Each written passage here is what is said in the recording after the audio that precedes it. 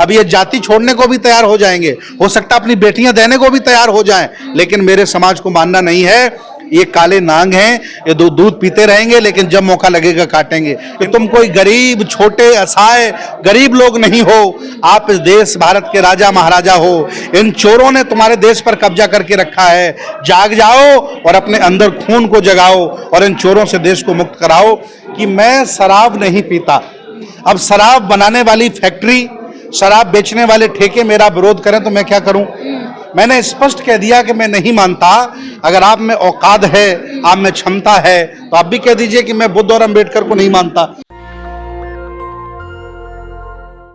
नमस्कार, मैं निधि रतन, आप देख रहे हैं नेशनल दस्तक तस्वीर भारत की। भारत की जो तस्वीर है पिछले 8 सालों में किस तरीके की रही है वो आप अच्छे से समझ सकते हैं। बच्चे को मटके का पानी नहीं पीने दिया जाता, उस भारत की तस्वीर में मूंछ नहीं रखने दिया जाता, उस भारत की तस्वीर में घोड़ी चढ़ने नहीं दिया जाता। हम तमाम उन मुद्दों पे बात करेंगे जो जाति से जुड़े हैं, जाति मनुष्य से जुड़ी है और उस मनुष्य का दम घुट रहा है। बंते जी, हमारे चैनल में आपका स्वागत है। जी जी, बहुत बहुत धन्यवाद आपके सभी दर्शकों को, बहुत बहुत साधुवाद। सबसे पहले तो मेरा सवाल यही है कि 22 प्रतिज्ञाओं को लेकर पूरे देश में बवाल हो रहा है। इसका जो शुरुआत है राजेंद्र पाल गौतम ने कोई पहली बार नहीं किया, इसकी शुरुआत डॉक्टर अंबेडकर ने की, लेकिन इससे लोगों की भावनाएं क्यों आहत हो रही हैं? एक्चुअली जो 22 प्रतिज्ञाएं हैं ये बाबा साहब ने दोहराई थी पहली बार, और बाबा साहब के बाद लाखों बार अलग अलग मंचों पर 22 प्रतिज्ञाएं दोहराई गई। उन्हीं प्रतिज्ञाओं को राजेंद्र पाल गौतम जी ने दोहराया, उन्हीं प्रतिज्ञाओं को हमने लखनऊ बौद्ध सम्मेलन में दोहराया। मैं जिन्हें तकलीफ है उनसे मैं पूछना चाहता हूं कि मैं शराब नहीं पीता, अब शराब बनाने वाली फैक्ट्री, शराब बेचने वाले ठेके मेरा विरोध करें तो मैं क्या करूं? मैंने स्पष्ट कह दिया कि मैं नहीं मानता। अगर आप में औकात है, आप में क्षमता है, तो आप भी कह दीजिए कि मैं बुद्ध और अम्बेडकर को नहीं मानता। इसमें लड़ाई और झगड़े की बात क्या है? भावनाओं को आहत करने की बात क्या है?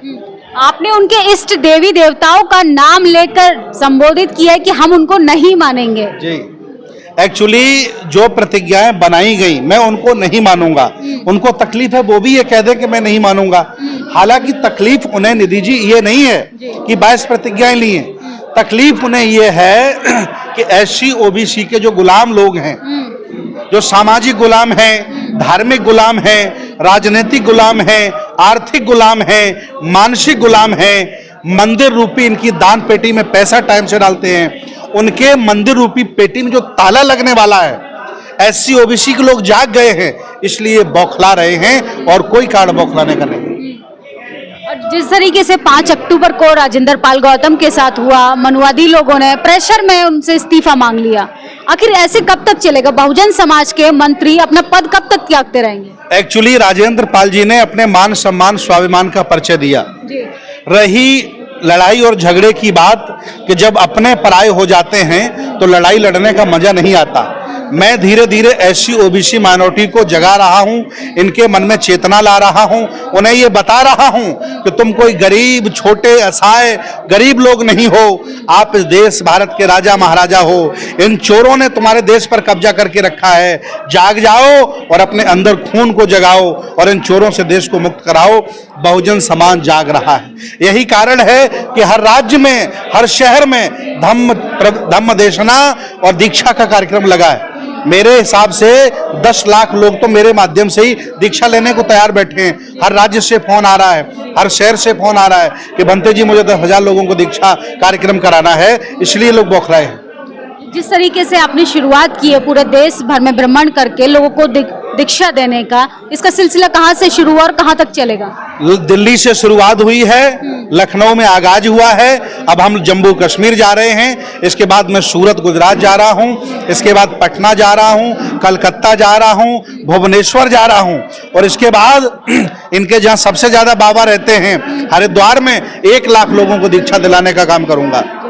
अब देखना है, मैं जब तक हिंदू धर्म को, ब्राह्मण धर्म को अल्पसंख्यक नहीं बना देता तब तक चैन से नहीं बैठूंगा। एससी ओबीसी के लोग भारत में बहुत ज्यादा रहते हैं, मैं सबको बौद्ध बना रहा हूं। फिर ये 3 जाति के लोग अल्पसंख्यक हो जाएंगे, 10-12% हो जाएंगे, तो समझ में आ जाएगा कि हिंदू राष्ट्र बनाना है कि बौद्ध राष्ट्र बनाना है। देख लेना आप। मनुवादी लोगों का कहना है कि बुद्ध जो है वो हिंदू राष्ट्र का ही एक पार्ट है, फिर अलग से 22 प्रतिज्ञाओं की जरूरत क्या पड़ गई, अलग से धर्म का झंडा उठाने की जरूरत क्या पड़ गई? देखिए, जो लोग हिंदू धर्म पर ज्यादा फक्र करते हैं उन्हें दयानंद सरस्वती की किताब पढ़ लेनी चाहिए कि हिंदू का मतलब क्या होता है। हमें बताने की जरूरत नहीं है, और जो पुराना होता है उसे हम सनातन कहते हैं। भगवान बुद्ध का धर्म 2500 वर्ष पुराना है। इसके बाद रामायण लिखी गई, इसके बाद वेद लिखे गए, इसके बाद गीता लिखी गई, इसके बाद उपनिषद लिखे गए। रामायण में बुद्ध को चोर कहा गया, अगर ये पहले का है तो बुद्ध कहां से आ गया?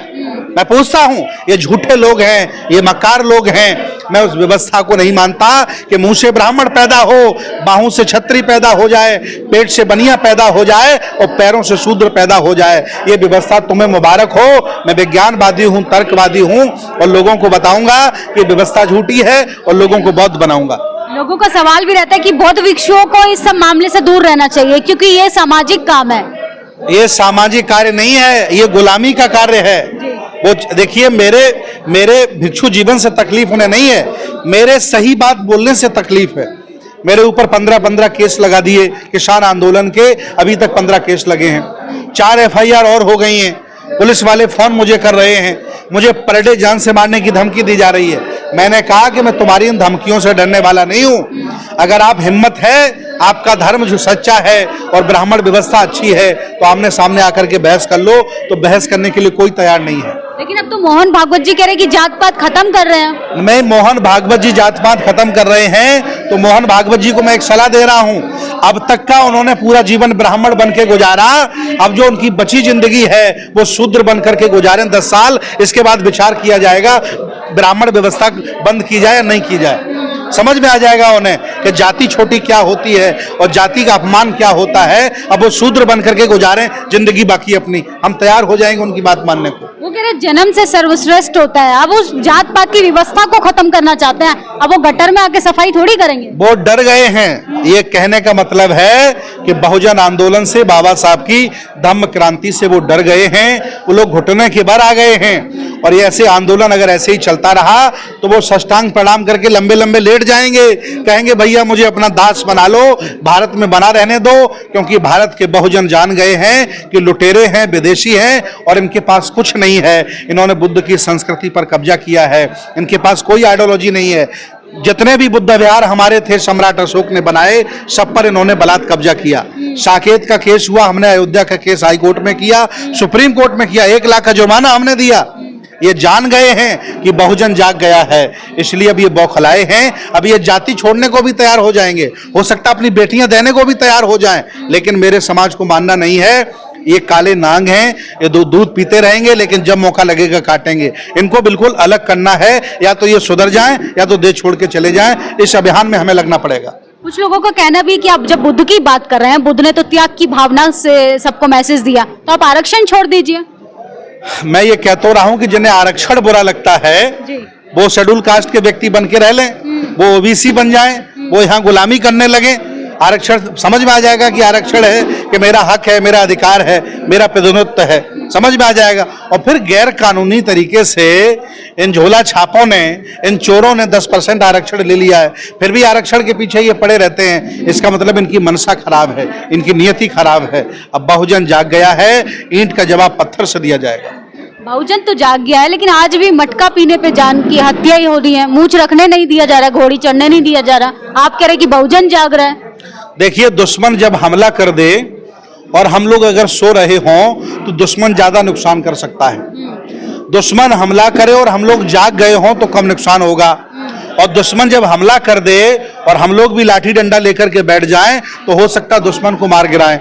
ऐसी स्थिति में आज पूरा बहुजन समाज सो रहा है और दुश्मनों ने हमला कर दिया है। अब मैं जगा रहा हूं, अगर बहुजन समाज जाग गया तो जान माल का कम नुकसान होगा, और अगर ये सोता रहा तो जहां से बाबा साहब उठा के लाए वही झाड़ू, वही मटका, वही वापस हमें जाना पड़ेगा, ये तय है। अब कैसे लड़ पाएंगे आप? ना राजनीतिक सत्ता से दूर होते जा रहे हैं और आपके साथ ना टीवी अखबार, आपकी बात कहीं नहीं दिखाई जा रही है। देखिए, टीवी अखबार को तो हमने छोड़ दिया 10 साल पहले। बहुजन समाज के लोग टीवी अखबार को नहीं पढ़ते, उन पर कोई भरोसा नहीं है। अब हम सोशल मीडिया पर निर्भर हैं, और ये सोशल मीडिया भी अगर अमेरिका का ना होता, चाइना का होता, तो ये भी बंद करवा देते। अब अमेरिका का है ट्विटर, फेसबुक, व्हाट्सएप और ये आपका यूट्यूब वगैरह, इसलिए बंद नहीं करवा पा रहे हैं। लेकिन मेरी आवाज गांव-गांव तक चली गई है, लोग जागरूक हो गए हैं। इनसे अब दो हाथ किया जाएगा, या तो ये सुधर जाएंगे या तो देश छोड़ के भाग जाएंगे। आपकी जान भी जा सकती है इस रास्ते पर। मैंने देखिए, जब से मैं भंते हुआ, भंते का शाब्दिक अर्थ है जिसके भय का अंत हो जाए वही भंते होता है। ये जो चीवर है भगवान बुद्ध ने दिया है, इसे मैं अपना कफन मानता हूं। जिस दिन मैं घर से निकला, जिस दिन मैं बौद्ध भिक्षु बना, इस चीवर को मैंने कफन मान लिया। जिस दिन मेरी हत्या होगी, मुझे मारा जाएगा, ये चीवर ही मेरे कफन का काम करेगा। लेकिन याद रखना, मैं इतनी बड़ी चिंगारी और आग लगा के देश में जाऊंगा, क्रांति की आगाज करके जाऊंगा कि अगर भंते सुमित रतन को कुछ हुआ तो लाखों सुमित रतन पैदा देश में हो जाएंगे, देख लेना। एक आखिरी मैसेज क्या कहना चाहेंगे हमारे दर्शकों को? मुझे दुनिया से कोई शिकायत नहीं है, शिकायत अपने लोगों से है जो दूसरों की गुलामी कर रहे हैं। ये सामाजिक गुलामी, धार्मिक गुलामी, राजनीतिक गुलामी, आर्थिक गुलामी, मानसिक गुलामी छोड़ दें। हम देश भारत के राजा महाराजा थे और देश भारत के राजा महाराजा फिर बनेंगे। किसी की औकात नहीं हमें रोक ले, ये मेरा संदेश है। बहुत बहुत शुक्रिया हमसे बातचीत। बहुत बहुत धन्यवाद आपका, बहुत बहुत। ये थे भिक्खु सुमित रतन। हमने तमाम उन मुद्दों पे बात की जिससे डर लगता है सरकार को जवाब देने में। रोजगार पे बात की, जातीय भेदभाव पे बात की, आर्थिक भेदभाव पे बात की, लिंग भेदभाव पे बात की। अब आपको तय करना है कि आपको घंटा बजाना है, मंदिर के उस दरवाजे पे जाना है जहाँ आपके लिए दरवाजे बंद हैं, या बुद्ध के रास्ते पर आना है जहाँ पे समानता का रास्ता है। हमारी बातचीत आपको कैसी लगी आप कमेंट बॉक्स में जरूर बताएं, और इस वीडियो को ज्यादा से ज्यादा शेयर करें ताकि लोगों में जागरूकता पैदा हो। अगर आप जागरूक होंगे तभी अपने लिए शिक्षा की बात कर पाएंगे, अधिकारों की बात कर पाएंगे, और आपकी आने वाली पीढ़ी उज्जवल हो पाएगी। कैमरा पर्सन धारण के साथ मैं निधि रतन, दिल्ली। नेशनल दस्तक की आपसे गुजारिश है कि अगर इसको बचाना चाहते हैं तो नेशनल दस्तक को सब्सक्राइब करने के लिए रेड कलर के सब्सक्राइब बटन को दबाएं, फिर बेल आइकन की घंटी दबाएं। नेशनल दस्तक को बचाने के लिए बहुत जरूरी है कि हर खबर को शेयर करें, लाइक करें, कमेंट जरूर करें।